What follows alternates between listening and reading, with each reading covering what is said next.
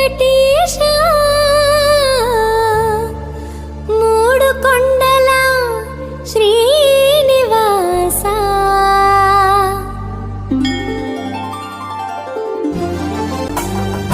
అలనాడు ఓ రోజు హరి కేశవయ్య కలలోన హరి అయి కనిపించినాడు. కృష్ణా నదిలో స్నానం చేస్తుంటే దోసిట ప్రతిమగా వెలసినాడు. లోక కళ్యాణం కోసం మురులు తపస్సు చేసిన ఈ గిరులు